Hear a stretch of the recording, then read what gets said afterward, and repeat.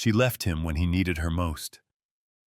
Andre Bennett, a heroic black firefighter, was left disabled after saving lives. But instead of standing by him, his wife betrayed him and ran off with another man. She thought his life was over. But what she didn't know was that Andre was about to rise again, stronger, richer, and more powerful than ever. When she comes crawling back, what he does next will shock everyone. This is a story of betrayal, karma, and redemption. The city of Lisbon, Portugal, shimmered under the golden glow of a late summer evening in 2023. The Tagus River reflected the fading sunlight as the bustling streets hummed with life. Tourists sipping espresso at outdoor cafes, locals weaving through the cobblestone alleys of Alfama, and the distant clang of trams echoing through the hills. But for Andre Bennett, a 34-year-old black firefighter stationed with the Bombeiros Voluntarios de Lisboa, the beauty of the city was eclipsed by the roar of flames. Andre had moved to Portugal 5 years earlier from Chicago, chasing a quieter life with his wife, Sabrina, a sharp-witted graphic designer with dreams of breaking into Europe's art scene. They'd met in college, bonded over their shared love of jazz and resilience against the subtle racism they'd both faced growing up in America. Lisbon had been their fresh start, a place where Andre's skin didn't draw as many stares, where Sabrina's talent could flourish. He'd joined the fire brigade not long after arriving, earning respect for his courage and unshakable calm under pressure. Sabrina, meanwhile, built a modest freelance career, though she often complained about the slow pace of success. That night, Andre's unit responded to a call, a fire raging through a crumbling tenement in Barro Alto. Smoke billowed into the sky as screams pierced the chaos. A mother trapped on the 4th floor clutched her toddler, pleading for help. Without hesitation, Andre charged in, his heavy gear thudding against the unstable stairs. He reached them, hoisted the child onto his shoulder, and guided the woman down, only for the floor to give way beneath him as he took his final step out. A beam crashed down, pinning his legs. His team dragged him free, but the damage was done. At the hospital, the diagnosis was brutal: a severed spinal cord, paralysis from the waist down. Sabrina sat by his bedside, her brown eyes wide with shock, her hands trembling as she gripped his. "You're a hero, Andre," she whispered, tears streaking her face. "You saved them." But beneath her words lingered a quiet dread. She wasn't sure she could handle what came next. Months passed in their small apartment overlooking the river. Andre, confined to a wheelchair, threw himself into physical therapy with the same grit he'd shown in the firehouse. Sabrina, though, began to unravel. She'd married a man of action, a protector. Now she was a caregiver, juggling bills and her husband's needs while her own dreams slipped away. Resentment crept in, silent but corrosive. Enter Logan Carter, a wealthy British contractor in his early 40s, all charm and tailored suits. He'd hired Sabrina to design branding for his latest project, a luxury hotel near Sintra. Their meetings stretched late into the night, fueled by wine and Logan's easy confidence. He saw Sabrina's frustration, her longing for more, and he offered it. Attention, escape, a taste of the life she'd once imagined. One evening, after a fight with Andre over a spilled glass of water, petty but a breaking point, she didn't come home. Logan's penthouse became her refuge. Andre noticed the distance growing. Sabrina's excuses piled up: late nights at work, weekend trips to clear her head. He wasn't naive, but he clung to hope, believing their decade together meant something. Then came the blow. Sabrina filed for divorce. "I can't do this anymore," she said, standing in their living room, avoiding his gaze. "You're not the man I married." She left with a suitcase and a signature, moving into Logan's world of private jets and seaside villas.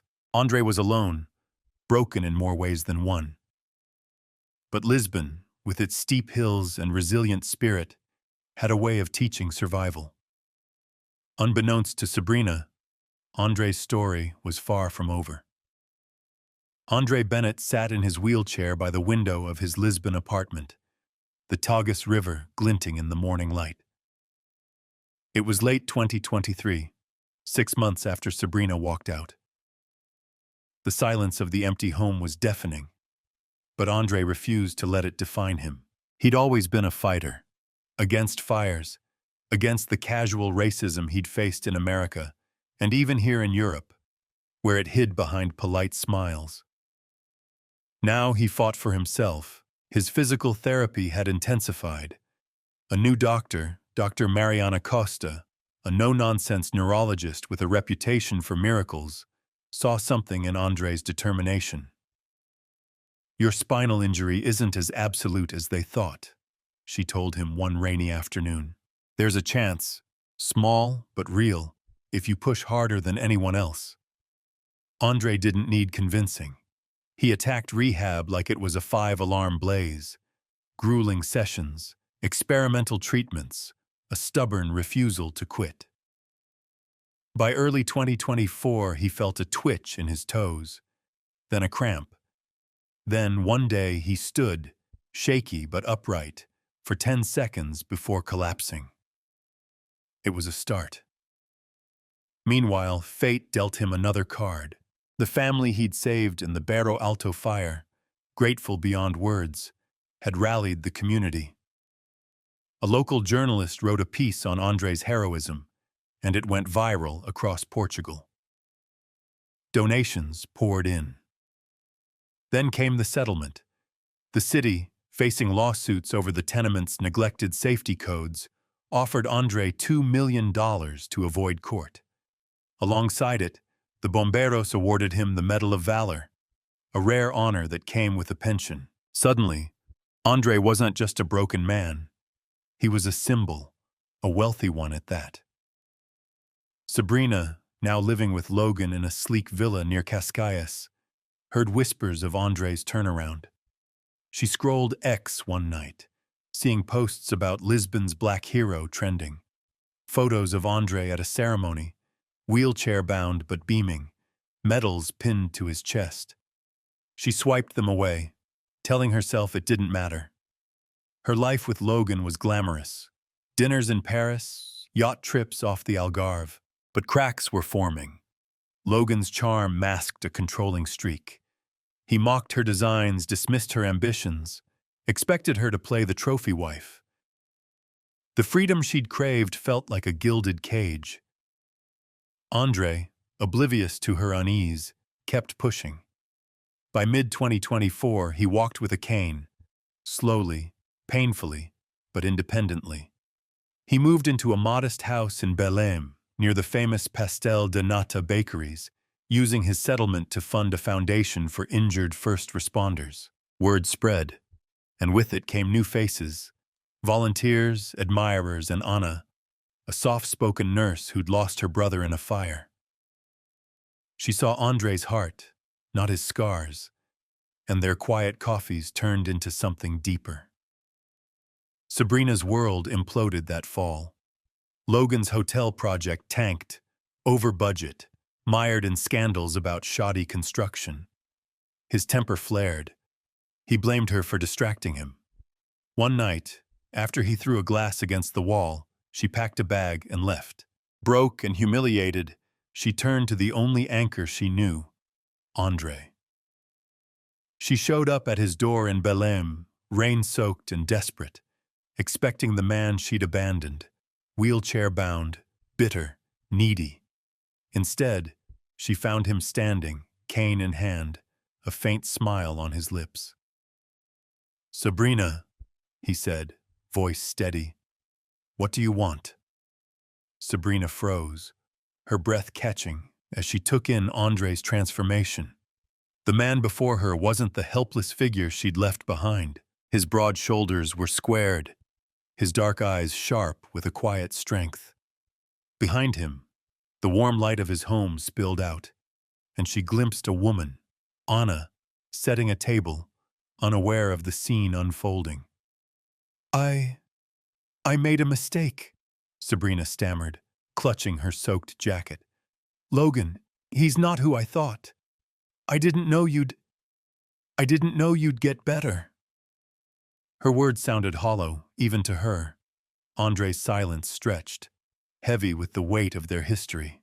Come in, he said finally, stepping aside. You'll catch a cold. It wasn't forgiveness, not yet. Just the decency she'd forgotten he possessed. Inside, Anna glanced up, her expression tightening, but she nodded politely and excused herself to the kitchen. Sabrina sat, fidgeting, as Andre lowered himself into a chair, his cane resting against the armrest. She spilled it all. Logan's downfall, her regret, the loneliness that had crept in despite the luxury. I was wrong, Andre. I couldn't see past the chair, past what I thought I'd lost. But you're still you.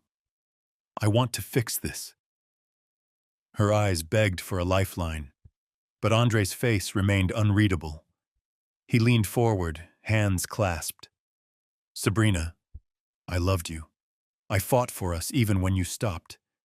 But you didn't just leave. You chose someone else thinking I was finished. I'm not angry anymore.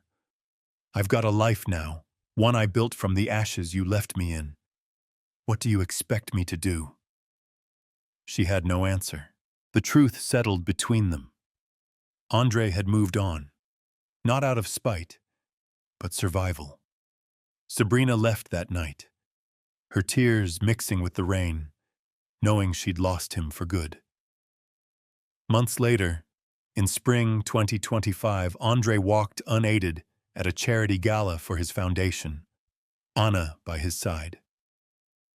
Lisbon buzzed with pride for their hero, a black man who'd defied odds in a city and a world where his skin still drew sidelong glances. Sabrina watched from afar, rebuilding her life in a small studio, wrestling with the racism she'd internalized, the loyalty she'd betrayed. Andre's story didn't end with revenge or fairy tale reconciliation. It ended with grace. He offered Sabrina a job at his foundation, not as a wife but as a colleague, a chance at redemption she'd have to earn. She took it, uncertain but hopeful. And as Andre stood on a balcony overlooking the river, Anna's hand in his, he knew peace. Not perfect, but real. The world still judged, still divided, but he'd carved out a space where loyalty and courage mattered more than color or circumstance. The future. That was unwritten, a question for Lisbon's winding streets to answer.